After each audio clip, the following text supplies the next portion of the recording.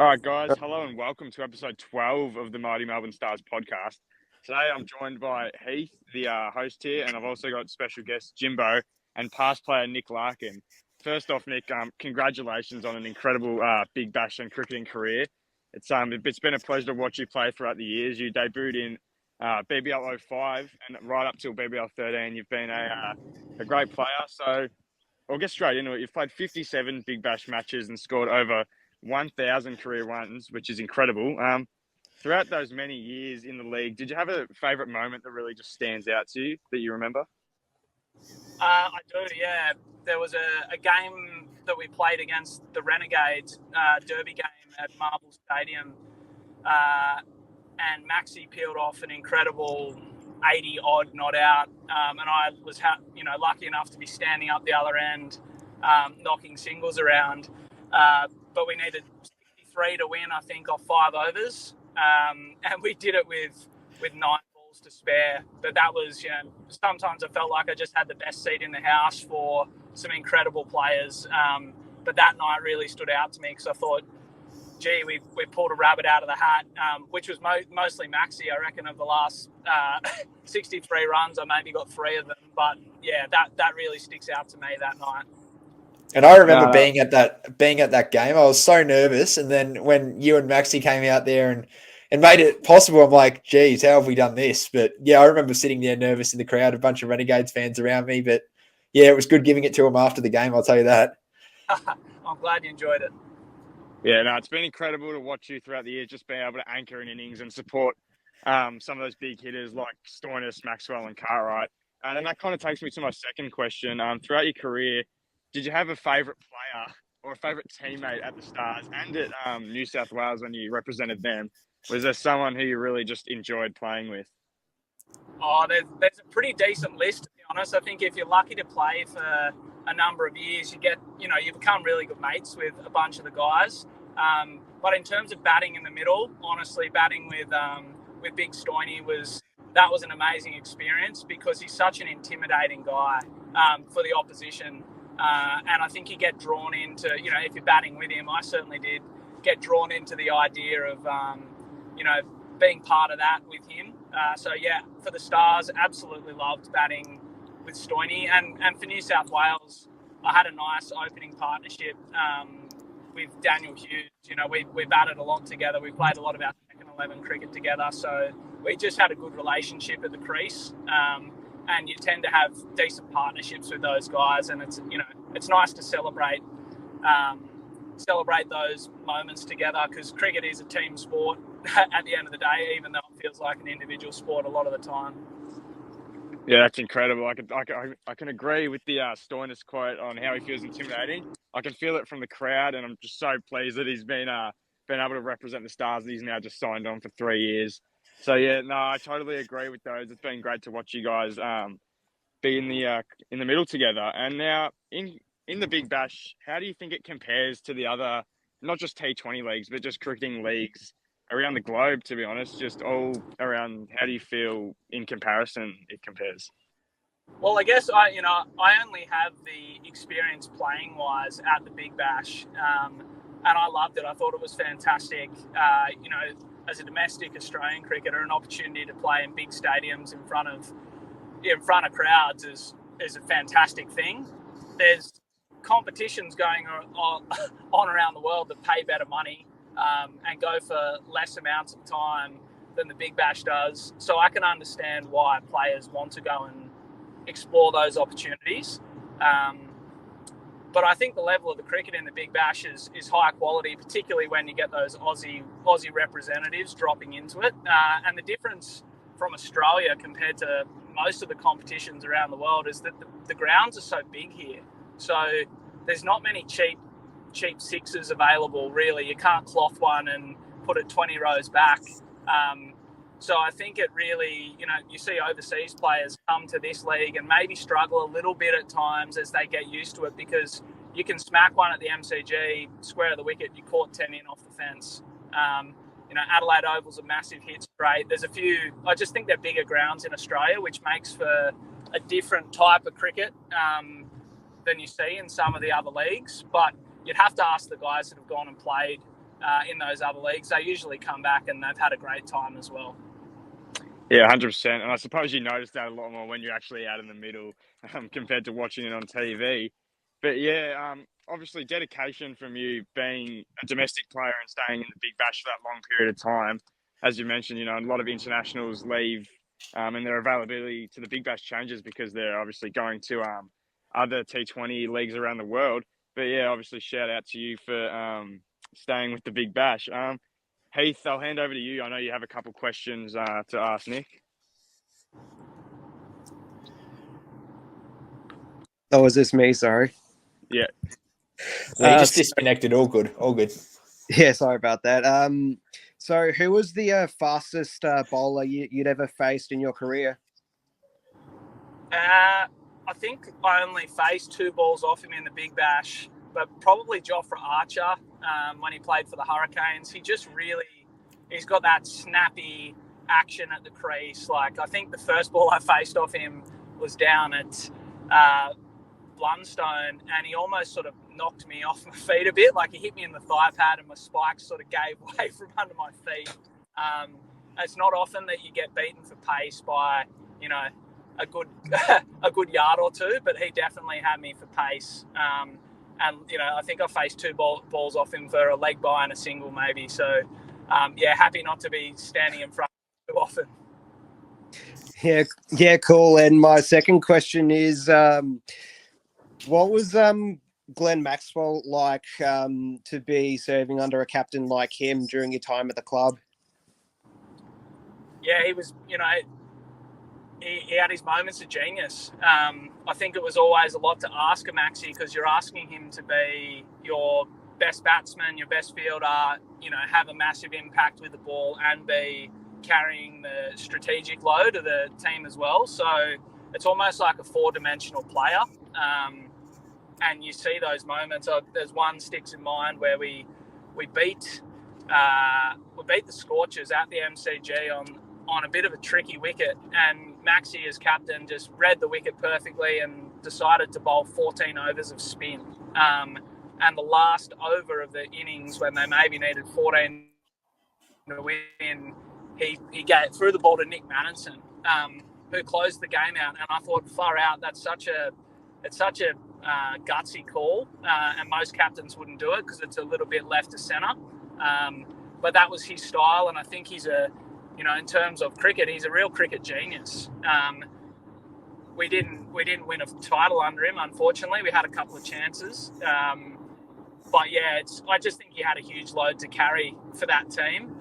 So I think as we go into this, I'm not part of the team anymore, but as the Stars go into this season, and Maxie steps away from the captaincy, I think, you might even see the best of him. Like, he plays for Australia. He's just he's off the leash a bit. He can go and field in the hot spot. The captain can use him to bowl whenever they need him, and he can play with a little bit more freedom. So I hope that's a really good move for the Stars because he's a genius. Yeah, that's all right. great. So I love that. I've got a couple of questions. Obviously, being a New South Welshman yourself and representing both New South Wales and the Sydney Sixers, what made you decide to head down to Victoria and play for the Melbourne Stars over the summer?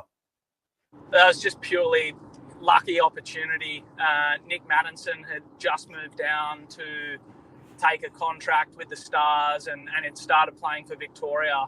And he broke his arm the Sheffield Shield game before the Big Bash started. And I was scoring a few runs for New South Wales, was sort of just the right guy at the right time. And halfway through the Shield game that was just before the Big Bash started, I got a call from the Stars saying, will you come and be a replacement player for Matto? So, yeah, jumped at the opportunity, got lucky that Stephen Fleming thought he could see a role for me in that team, which was to sort of be that anchor role and do that. And then it just went from there. I did it okay at the start of my career, and the rest was history. I found a spot in the Stars lineup, and it was probably the best cricket experience of my life, going down to Melbourne and meeting a totally different bunch of guys, getting trusted to play a lesser role, I guess, because I'm not a power hitter, but an important role in that team to sort of yeah, as you guys said, just anchor it round a bit and bat with the big guys. Yeah, that's awesome to see. Now, you played for Ireland's A-grade side in 2014. If you can recall, were there any major differences between the Irish and Australian cricketing facilities? Yes, a lot. You don't really get the opportunity to practice on turf in Ireland.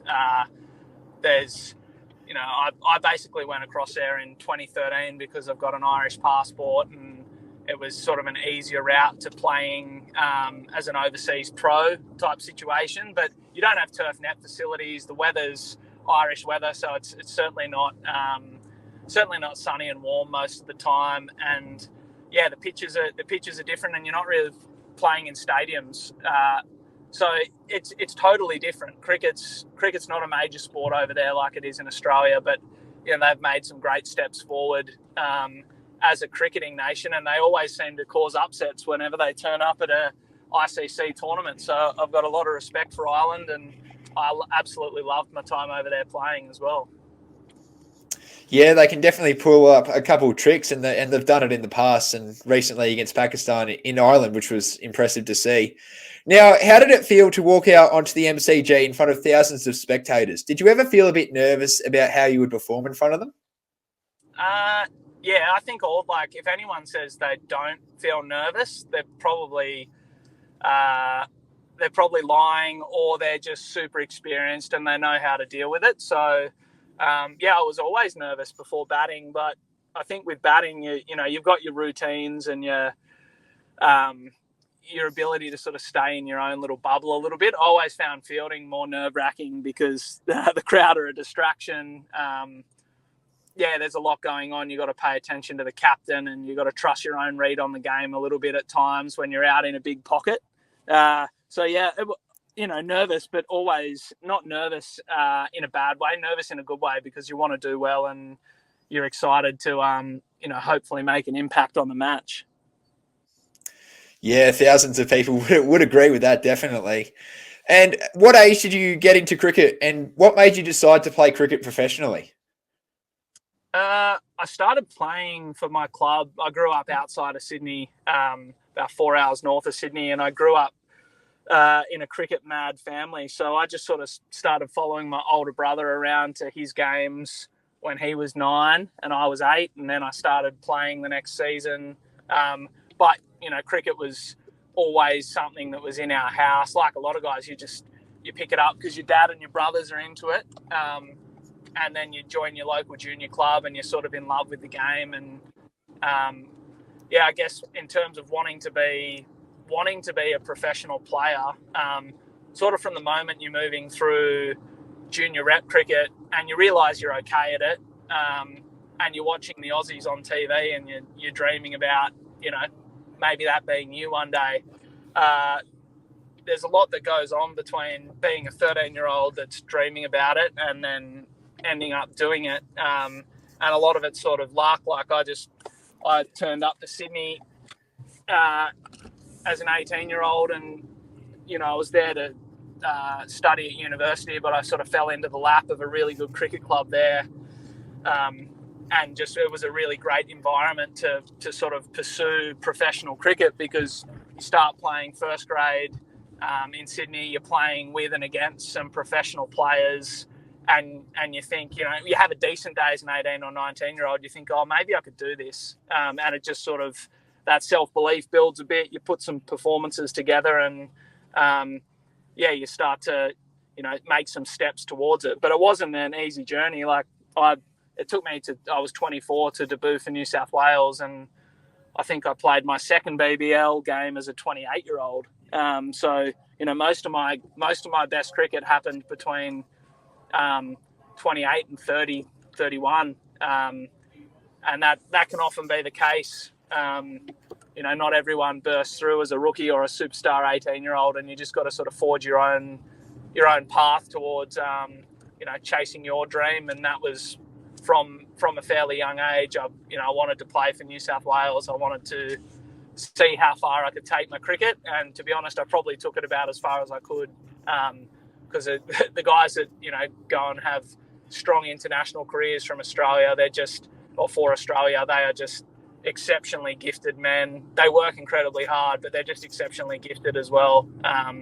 So yeah, I didn't have the talent to go that high, but I probably pushed it about as far as I could.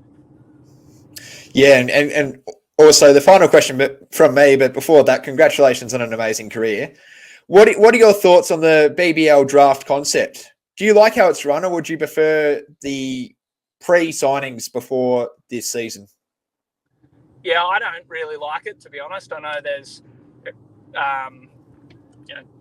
Cricket Australia probably wouldn't like players saying that or people involved in cricket saying that, but I just think it's a bit clunky. It seems a bit gimmicky at times, sort of the TV product on it. And I just think, fans like to have repeat offenders as overseas players coming in so that you can know, Rashid's a great example with Adelaide across the years. He becomes part of that product that they offer to their fans. So I don't know. I don't love that draft system. I think teams should be able to go after whoever they want with the budget that they've got, and see where it lands. And it just seems a little bit gimmicky, and I don't know if it quite works that well. Yeah, well, personally, I tend to agree with that. I liked the culture of everyone being in the same team over the season, even if they leave for another competition. But it's just good to see the same faces and supporting the same players throughout the years. So yeah, I tend to agree with that. Thanks for answering those questions. No problems at all. I think there's just some good examples in the competition, and they're the two most successful teams, the Scorchers and the Sixers. But they tend to try and get the same guys back.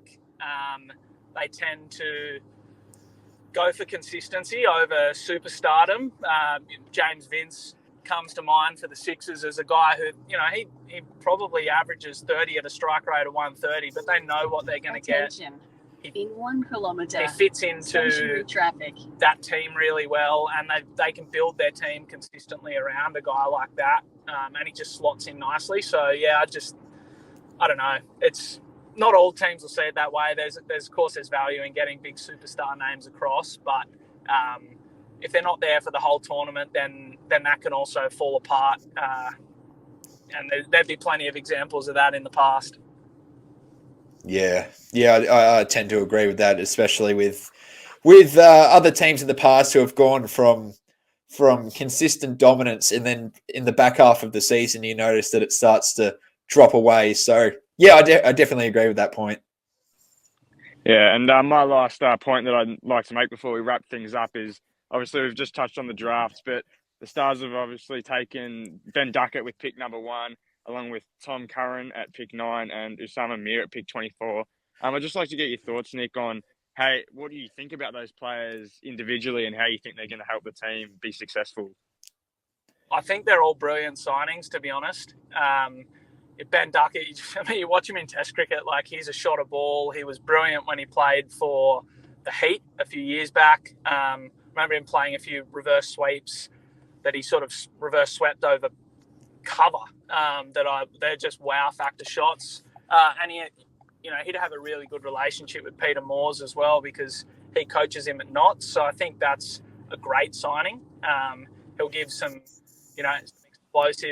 consistency and explosiveness at the top of the order. So well done to the Stars for getting him.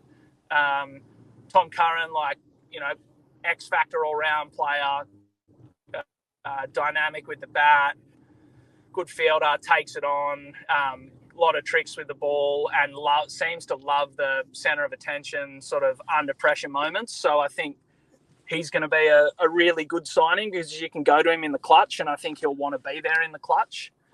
So yeah, another great signing. And Usama Mir, who played some games last year, wrist spinner, lovely bloke, great cricketer. Just they've sort of covered all bases given the list that they've got. And then those overseas injections, I actually think they've had a really good draft and secured some. They just got a good list this year, and I think with a few things going right off the field, Pete Moore's coming back as coach.